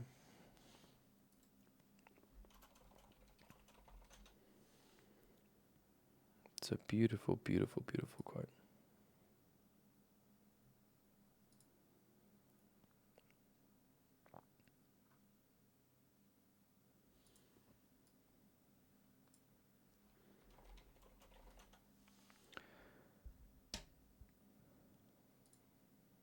Here's how it goes. If you mix the mashed potatoes and sauce, you can't separate them later. It's forever. The smoke comes out of Daddy's cigarette, but it never goes back in. We cannot go back. That is why it's hard to choose. You have to make the right choice. As long as you don't choose, everything remains possible. That hits me hard. Yeah, it hits me hard because, again, a couple of months ago, I made a choice, which was impulsive. It was quick. It was almost without thought. And I ended up regretting it. I ended up doubting in myself whether or not I'd made the right choice. And then the logical human, you know, being an emotional being, tries to fix the problem, tries to put the mashed potatoes and sauce back apart, tries to put the smoke into the cigarette. Like, that part of life sucks. That part of life is very, very painful. But it's also growing up, isn't it, Nigel? It's part of getting older, it's part of getting wiser, it's part of getting hurt. Absolutely. But yeah, the question of career is a difficult one. Like, what is it that you're motivated with? What is it that you want to do? What is it that makes you happy? What is it that... And, you know, some people are motivated by far less than others, and some people require a lot. And that can cause problems. Yeah, that can cause pain. It can cause confusion. It can cause frustration.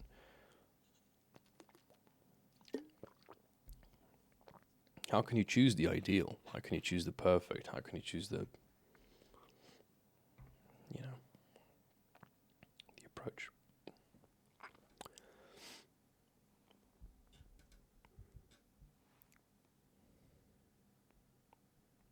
Also, I don't know how much this makes sense to the rest of you, but I know for me personally, I have always been a problem solver. I always thought of myself as like,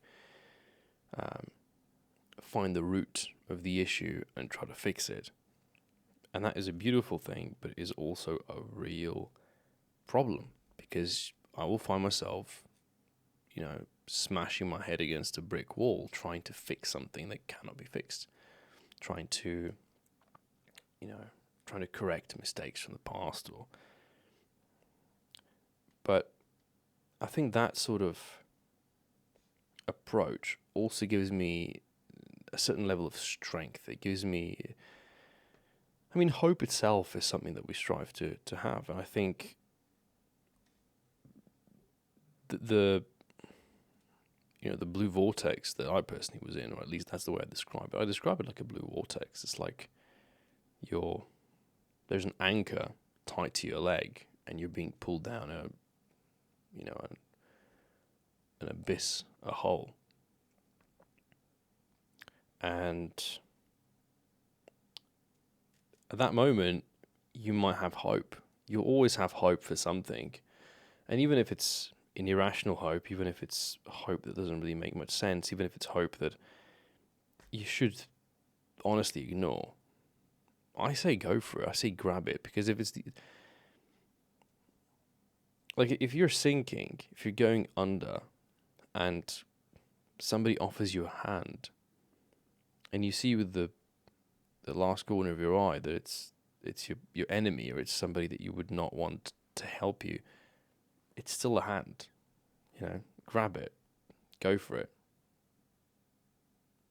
I think it's better that way. So you believe that perfect doesn't exist, especially not in relationships and also not in life. Name a few things that you want in said life or relationship, and everything else you should expect to give up or compromise. Well, perfect will always never exist. There's no perfect love. There's no, unique one person. We all have our flaws. We all have our problems.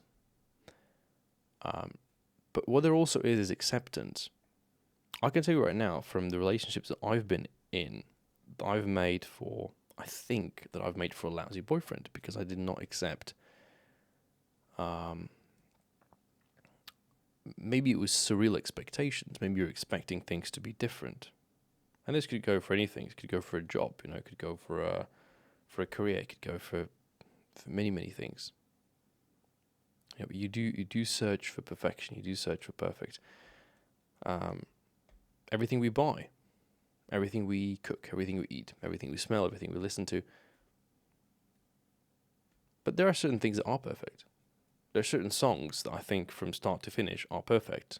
There's art that you could say is perfect. There are ideologies that you could say are perfect. There are beliefs that you will say it's perfect. There are views in this world. There are sunsets, there are oceans, there are beaches that are perfect. Right? You did your best at that time. You couldn't have done it better, but take a lesson for the next time. I don't take that for an answer. You see, I've never believed that there isn't a way to do things better. There's always a way to do things better. What I did was the best that I knew at the moment. Right? Just the knowledge that if I went back in time now, that I would have done it differently, tells me that I haven't done the best. And when you're a perfectionist, that is something that will, eat you for the rest of your life. You'll always go back and think, oh, well, that one time I could have done that differently. And it's difficult. It's a connection of hurt ego. It's a connection of, bursted emotions and so on. And that is something that we strive for.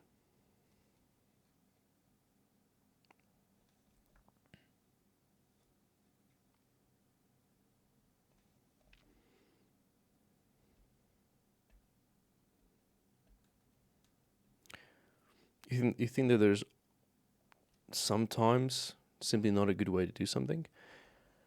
Well, I guess it depends on the circumstances. But I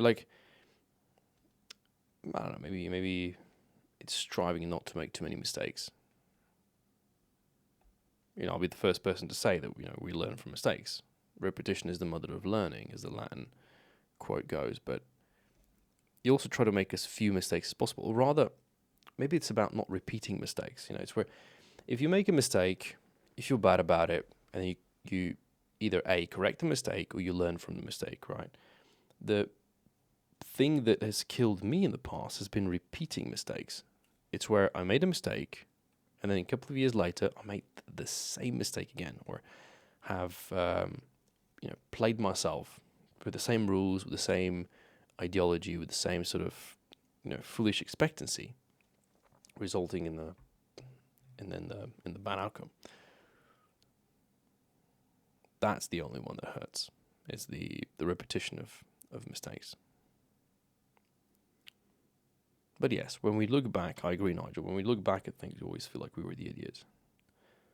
We always feel like we could have made amends, or fixed it, or corrected it, or in somehow, some way, shape, or form, fixed what it was.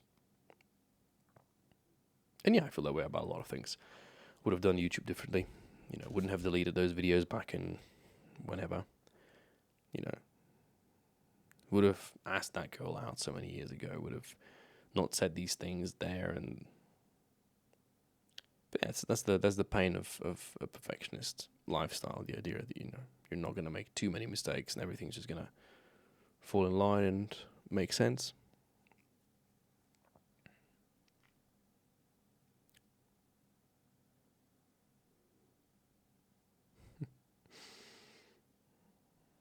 For sure, that's one of the ways to look at it.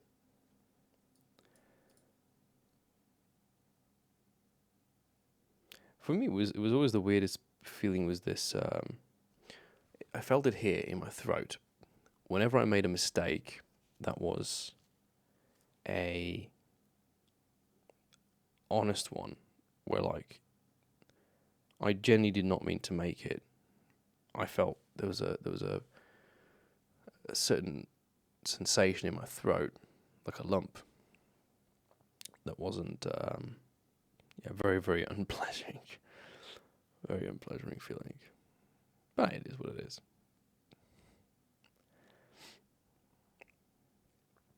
So yeah, my approach for the next year has been to try to sort of figure out the career, figure out, find happiness from within, and then go from there. Find that to be the direction that I think is most promising.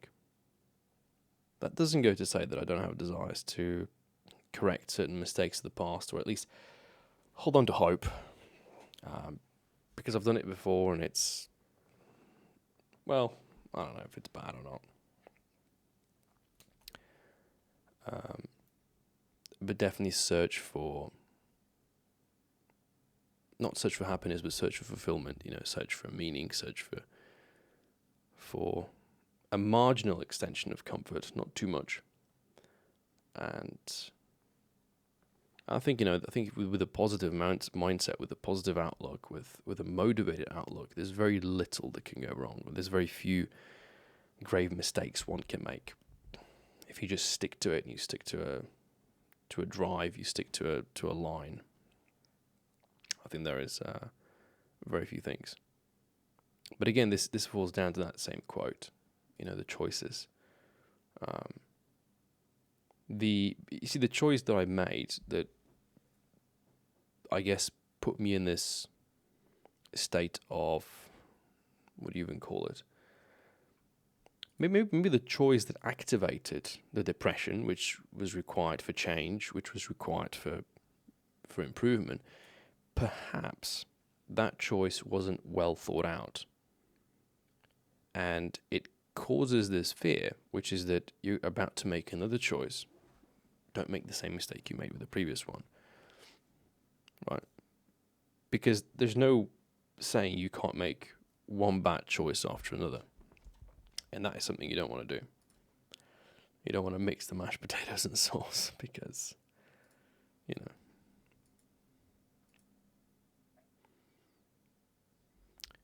it's a nice mindset, but a step towards madness possibly. Which part would you consider a step towards madness?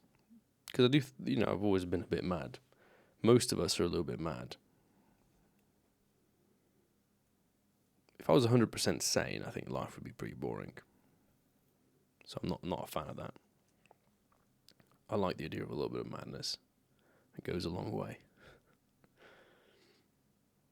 There's a reason why I always found characters like the Joker and Batman very relatable, because they have a certain view which just functions.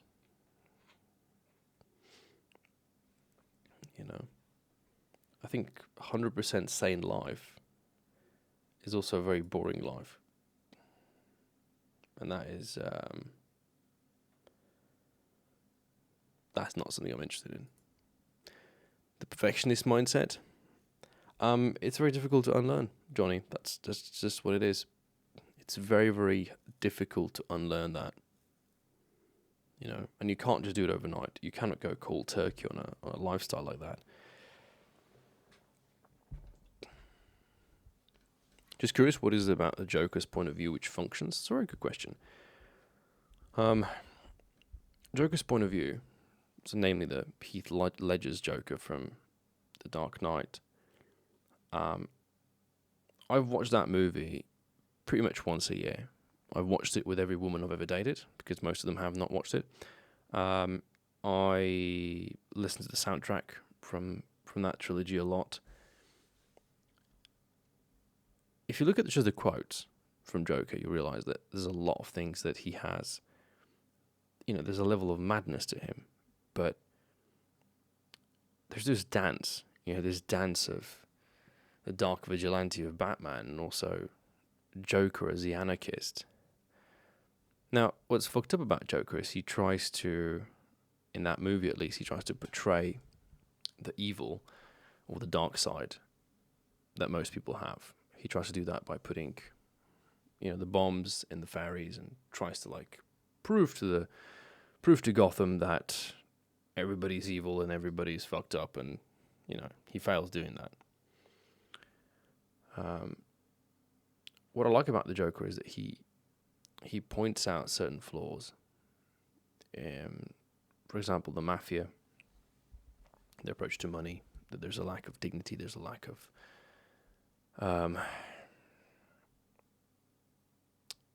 honor, almost, honor among thieves, dare I say. And yes, what he does to Two-Face as well, how he creates a villain, he creates this, thematic.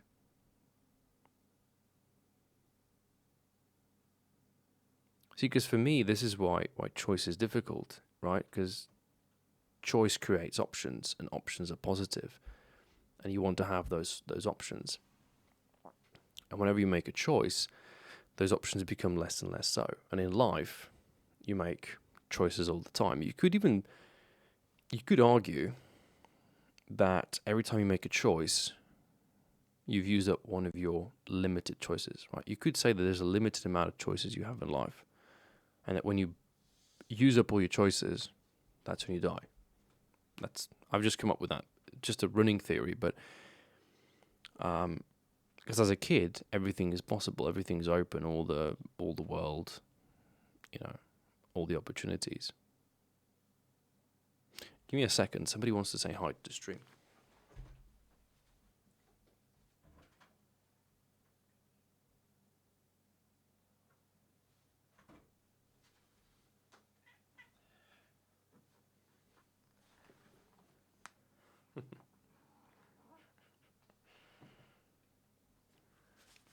And she's off.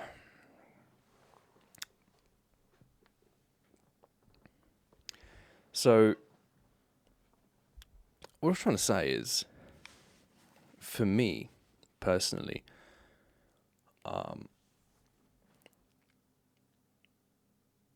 choice is hard, because what I tend to do is I tend to either overthink it or not think at all. Classic problem. And so, in the past, I used to have a set of rules, which were every time before making a big decision, do this or do that. Go for a bike ride, or talk to a friend, or get pissed drunk and pass out. Anything. Just, it's difficult, and sometimes we're forced to make choices in the moment, or we feel like we have to make a choice in the moment. We make the choice, and we end up later end up regretting it. We later end up looking at that choice and thinking, "Holy shit, how was I so foolish? How did I think that I was making the right choice?" And it has connections to everything else, because we don't respect things when we have them sometimes, and then when we lose them, we're like, "Oh no, but now I've lost something very, very important," right? So the Dark Knight shows two things. One is that chaos is the ultimate evil, and two is that everybody can be either an agent of chaos or an agent of order. It's almost biblical. I think the way it was written is genius. Christopher Nolan is a mastermind of his art.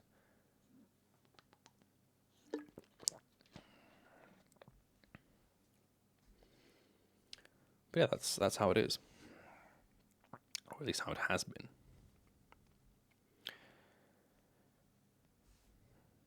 But yeah, it's for me right now. It's baby steps. I feel like the last year was very fun. It was very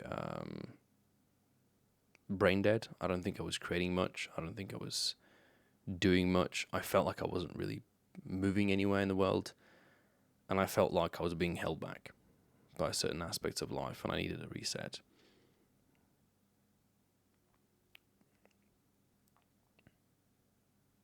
You like to reflect by looking at the information which was available to me at the time of the choice, and if with that information I have made the decision, then I find it hard to justify regret. Yeah.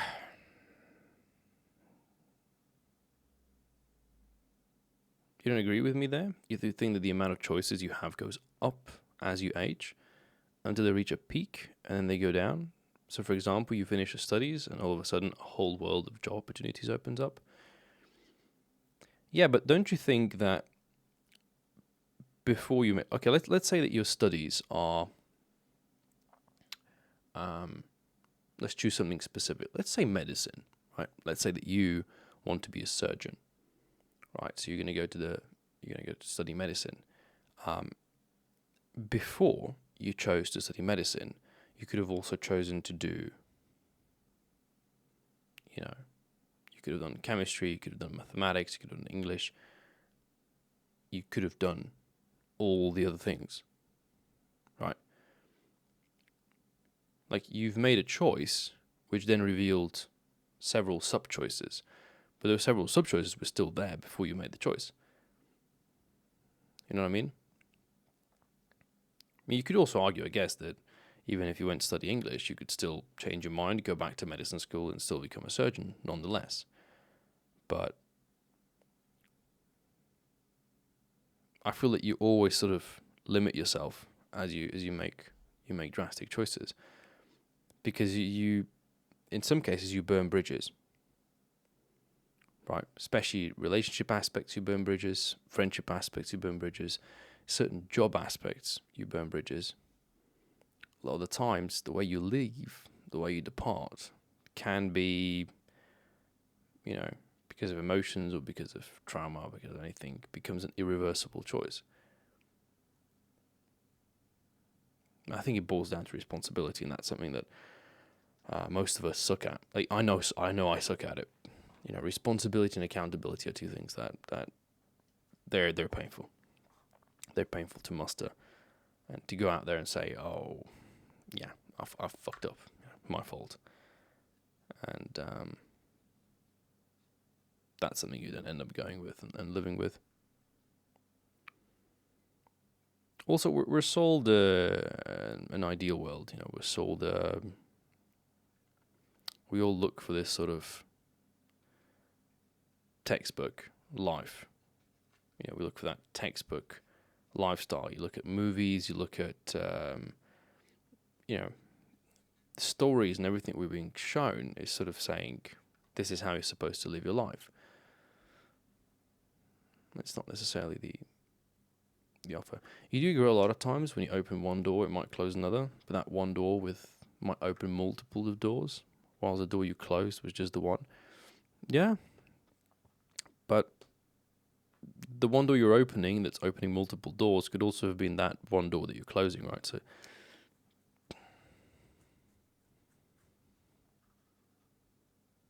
that's you hate the feeling when you know you've made your bed. It starts with that. It really does make sense when you... Like, I know people have mixed opinions on Jordan Peterson, but I absolutely adore the guy, because his mind is in the right place. At least his heart is in the right place. I feel like what he's saying, he's genuinely trying to help people. And there's not a lot of people like him out there, unfortunately, that would have that kind-heartedness. But yeah, it starts with the little things. It starts with little disciplines, and it's as you go about the world and meet different people, you realize just how different we are, and how some people have their shit more together, and others pretend, and yeah, you start to miss that feeling. Also, I've had a constant debate with myself whether or not most of us are very different, or if most of us are very similar.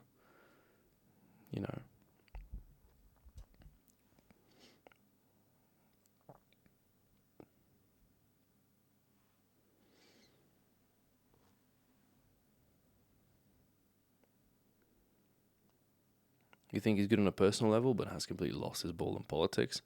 Yeah, politics are a problem. He also had his like a mental issue thing where he was on rehab or whatever. So, he's had a hard time.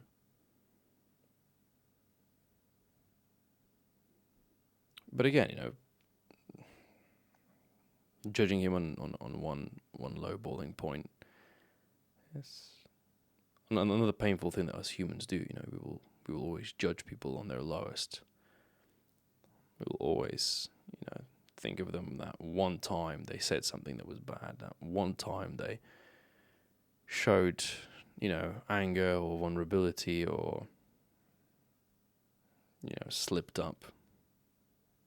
That's the pain. And that happens everywhere. It happens in friendships and happens with work. It happens with relationships. It'll always come back to bite you in the arse just because that one time, years ago, months ago, you made a choice or you said something that you didn't 100% think through.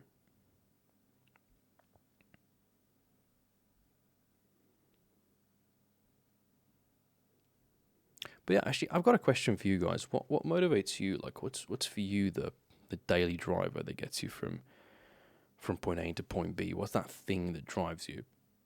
Because as I've said before, I've got a very obsessive personality. I find things that I have a insatiable drive for, and sometimes even it might be an unreachable, illogical.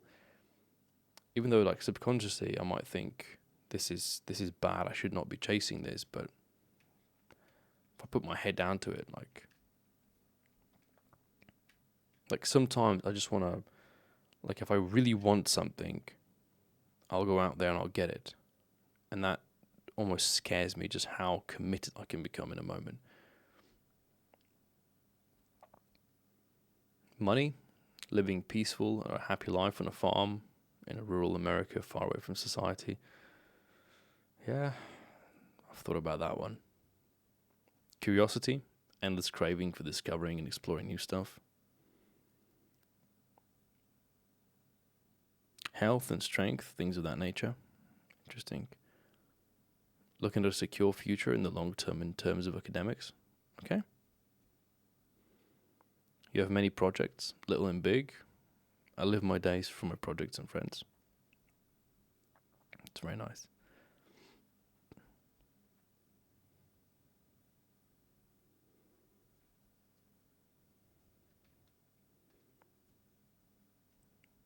Shout out to those who are motivated by things outside of themselves. Yeah, well, sometimes the outside can be a bit trapping, because you can reach a point where you're living for others. You're no longer living for yourself. What's ironic is that I spent so many years being the ego boy, and in the last month, I realized that to get out of my shithole, I'm gonna have to become ego boy again. At least the mindset has to be picked up where it's you put yourself first, you sort your shit out, then you move on. Because for a minute, I was living for others. I was living for the happiness or the perceived happiness that I would receive from others.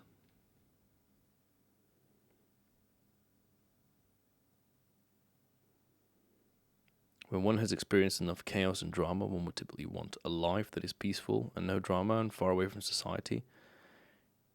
That kind of life could also get boring, We are very, very pinned on drama, just drama that doesn't necessarily concern us. Mortality has become a huge motivator as of recent. Me too. I don't know why, man. I don't know what it is. I've never thought about mortality, was never afraid of dying, but now I'm afraid of being left alone, which is a weird feeling. But yeah.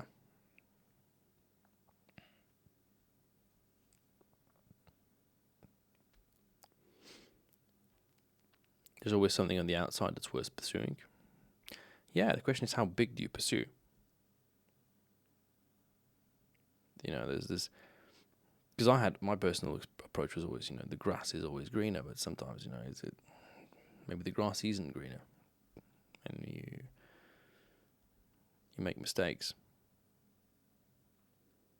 Like, I'll tell you right now, honestly, the mistake that I made in 2022 is that I went very hard onto the grass is greener section.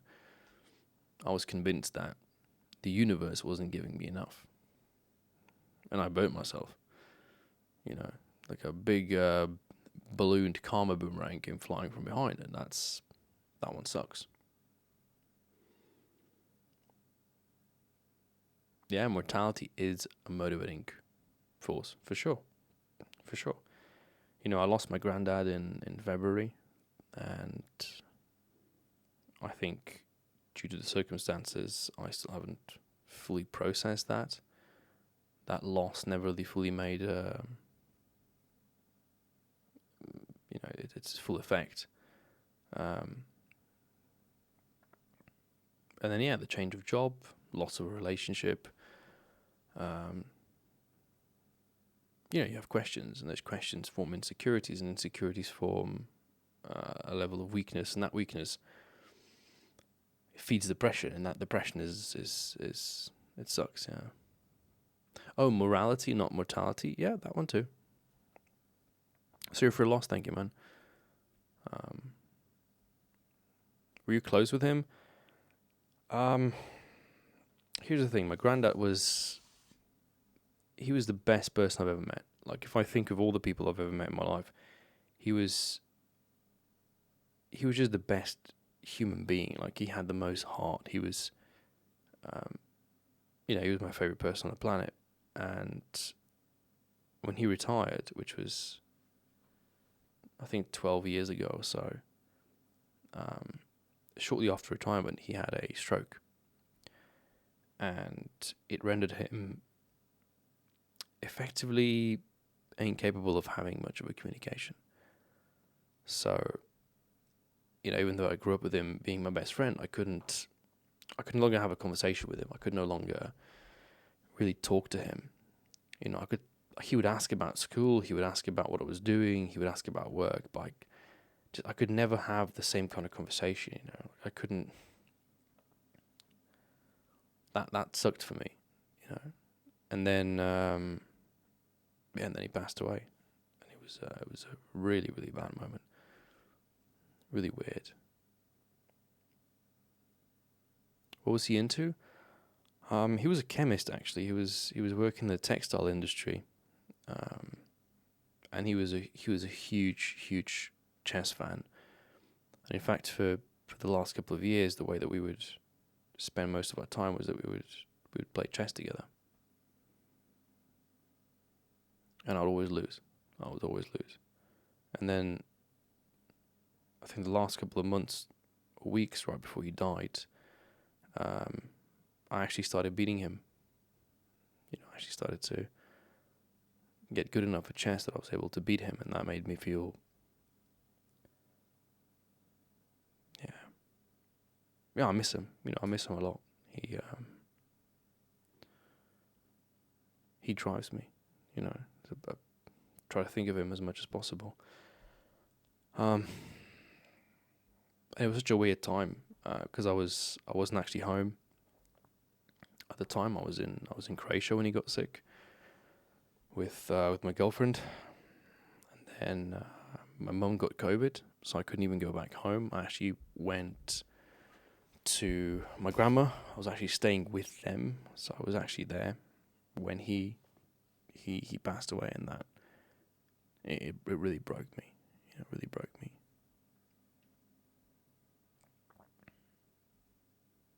And it's generally been such a weird year for me. It was made so many bad choices. I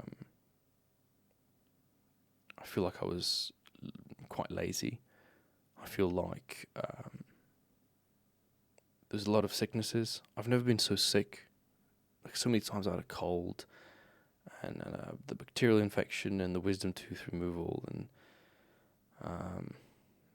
so many things that just so weirdly connected. And I think I was becoming bitter. I was watching there was some footage I recorded when I was on vacation with my ex, and I was changing the tires on my bike, and it's a relatively tough thing to do because there's an insert that goes inside the rim, and it's very difficult to sort of squeeze the tire on. And I was watching that video back because I was thinking about editing it, and in the corner of the footage, my girlfriend's sitting on the couch watching something, and there were like at least 2 moments where she very politely asks me something, and my reply was just so mean and cold, almost like can't you see I'm doing something? Like, why are you bothering me? And it's like, to me, it's like, how did I not see this in the moment? How did I not, hear myself being a prick in the moment? But that's what sucks as well, I don't want to become a bitter man. So trying to learn from that has been quite painful, yeah. So yeah, for most of the past month, I've been connecting the puzzles, just trying to figure out what, how, for what reason went the way it went. Because that's how I'm built that way. I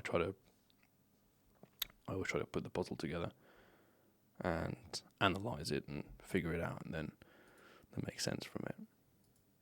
Which isn't, maybe it isn't the smartest approach, but frankly, analytical structures have always interested me, and figuring those parts out, I feel like has a potential. Did you enjoy your time at university? The first two universities, no. When I was studying English and geography, I didn't enjoy it. When I studied this organisation, culinary thing, I did enjoy it. It was something different, something more fun. But I always felt like I could do more. The drive was there. I just never kind of was given the opportunity necessarily within the universities that I was in before to show my full potential. And this last university, it gave me the opportunity to really go out there and go with a bang. My thesis, everything that I've done in that regard has been very, very good. I feel like I did a lot for the school. I feel like I contributed a lot. I'm friends with the director of the school. I'm friends with a lot of the teachers there. Most people know me. I'm the president of the school board or whatever. So in that regard, I think I've done a lot. But I want to do more. I'm hungry. I realize now I'm very, very hungry. And I'm searching for this thing which just clicks. Almost like, I've done a lot of dating. Not gonna lie, I did a lot of dating recently because when I was in high school, I was a bit of a, get friend zoned by everybody kind of guy. I was bad with women, so I feel like somewhere deep in my head I had to make up for that lost time. I've done a lot of dating, and whilst it's fun and I love the chase of the thrill, very few of these women had made me feel like I want to really, really... Imagine being a lion, okay? Imagine being a lion. There's a bunch of zebras or, whatever gazelles you can choose from to chase. But there's that one person that you really, really want to chase. And I haven't found that yet. Although, well, I have. I had that, and I stopped chasing it. And that was the problem. Sometimes you get complacent. And that's my number one advice for you who are in relationships is whatever you do not get complacent. Do not get complacent in your relationship. Always seek to improve. Not the person you're dating. You work on yourself. Do more in sense of the course not being demanding enough? Or was it rather about finding your niche, a sense of fulfillment? Well, this second university wasn't particularly difficult, right? But I've never really enjoyed difficulty of universities. I've enjoyed the difficulty of something that feels more rewarding. Like, how do I say this? The YouTube video I made, how gaming addiction saved my life, that was a very difficult video to make. It took a lot of time, it took a lot of effort, it took a lot of editing, and the result there, is there for the world to see for the rest of the life. Whereas, the German exam that I had struggled to pass because the teacher was just, very demanding, that I don't feel like had the same release of dopamine. And whilst I passed the exam, I've already forgotten about most of what I studied. And that's what I hate. I hate how university makes you grind for something without necessarily keeping the information, keeping that thing there. I always look for meaning. I always look for something more, something deeper. Because I want it to mean something. I want it to be, I don't know, maybe it's because I'm more of an emotional being.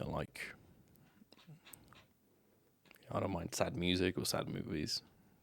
The cathartic release of a tear. All of that makes sense. And I strive for that, and I long for that, and I search for that. And I get addicted to things.